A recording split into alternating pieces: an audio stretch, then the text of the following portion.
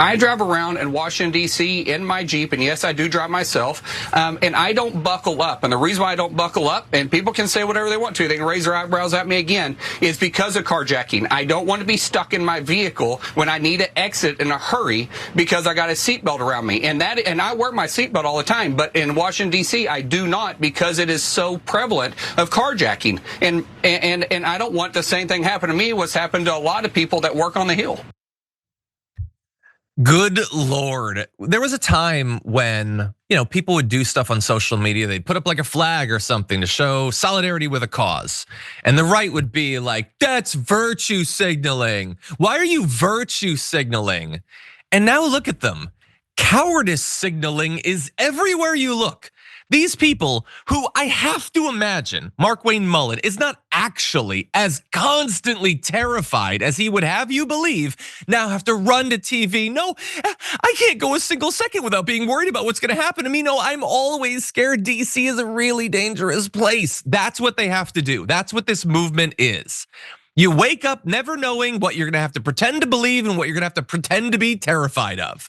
Or maybe I'm being disrespectful to the honorable representative. Maybe he actually is this yellow-bellied that he drives around DC, never having a seatbelt on, because you never know when you might have to book it, okay? You never know when you might have to run.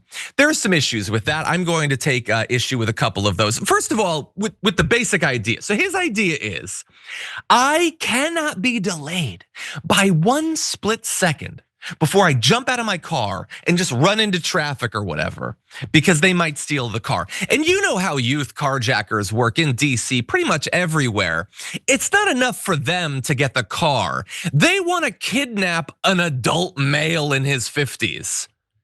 That's not how it works, buddy. They're gonna tell you to get out of the car if you, against all odds, are actually carjacked. They're not trying to, sex traffic you, Markwayne Mullin? Dear, is it not enough for you to be terrified of the phantom carjacking that's never going to affect you? Now you're worried about being sold into sex slavery or something, dear God. And also, it's just not gonna happen. He said it's happened to so many of my colleagues. So many of your colleagues have been carjacked in the entirety of 2024, where there were more carjackings than there will be this year. There were 496, okay? There had been more, there had been about double the year before. And that probably sounds like a lot. And from a certain point of view, it is. A single carjacking is scary, right? It's terrifying. If that happened to your friend, if it happened to your family member, it would be scary. And so it sounds like a lot. I will remind you though, millions and millions of people live in DC. Do you know how rare it is? Like if you're looking at a particular person and trying to figure out the likelihood that they're gonna be carjacked, do you know how rare that is?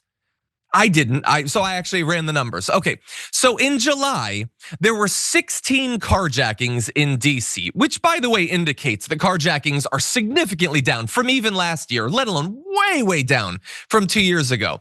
There are 702,000 people in DC right now. Obviously way more drive in from Maryland, they live in Alexandria, whatever. But let's just say the residents of DC, 700,000. That means that your odds of being carjacked in July as a resident of DC was 0.0000227. We'll round that to 23 of being carjacked. Here's the thing. This is what I'm calling a phantom menace. It's you being propagandized to be terrified of something that has almost no chance of happening. It doesn't mean it doesn't happen to somebody, but you going from morning to night, just thinking about it the whole time is insane, okay? It's not rational. It's certainly not masculine. And meanwhile, what if the phantom menace causes you to not actually be aware of far more likely threats to your life? So as he's driving around DC, not buckled in, do you know what's more likely than a carjacking? A car accident. That's actually 35 times more likely to affect you. And if it does affect you, Markwayne Mullin or somebody watching this, it's likely to be far more serious because you're not buckled in. Far more likely that your accidents will be serious or fatal. Far more likely that you will be thrown out of your vehicle. And that right there, that's right-wing masculinity for you. Being hyper fixated on phantom menaces and thereby just blundering into things far more likely to actually affect you. And there's one additional thing that might affect Markwayne Mullin, probably not, because he's well connected and all that. Do you know that it's illegal to drive around in DC without a seatbelt? He just admitted on live TV that every single day he breaks the law. Now, I'm sure he's gonna be fine, but in theory, he probably should suffer some sort of legal consequences for that. Now, I've given you the actual numbers, what they're like, how they're getting better. They would have you believe, though, in the White House that effectively it's like Mad Max in the streets of DC. You gotta have a machine gun, maybe double shotguns, okay, 2 sawed-offs at all times, or you're gonna be robbed. And so they were talking about how much carjackings increased between 2018 and 2023. So to be clear, we bring up graphic 5. Carjackings increased 547% between 2018 and 2023. Wait, why is that the stat you're giving? Okay, they increased to 2023. Why are you, what about after that? And then you're saying they were, look at that. And then they say in 2024, they were triple the number of carjackings compared to 2018. That is the most roundabout way to say they had been going up and then they went down that I can imagine. My God, you know they say stats lie or whatever, like you're really trying as hard as you can to make them lie. And by the way, we already told you what they were at in 2023. They were like 900. Which means, by the way, that if it went up by 547%, that means in 2018 they were like 200. So it went from 200 to 900. And now it's looking like, well, if there were 16 in July, blah, blah, blah, there'll be 200 this year, 225. Why are you not celebrating that? That they will be like maybe a quarter what they were 2 years ago. That's good news. That's not a pretext for a fascist invasion of our nation's capital. But again, as we now know, performative cowardice is all the rage in the MAGA movement.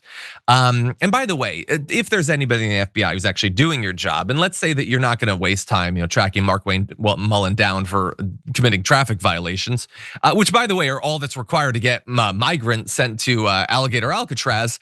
He also apparently has committed a whole bunch of issues with violations of the Stock Act. Late disclosures showing millions of dollars worth of stock and bond sales. There is like no regulation of individual stock ownership in the House, but one that you have to tell us about it.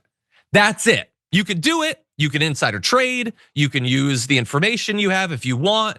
You could vote differently just to not hurt your investors. You could do all that stuff. All you have to do is report it. And he perpetually violates that. And again, it's just walking around as a guy, breaking the law, breaking the rules. There is no respect for law and order with the Republicans in charge. We're gonna reassert law and order coming up in the midterms, next presidential election. We're gonna get the criminals out of there. But for now, unfortunately, they're out there loud and proud of their cowardice.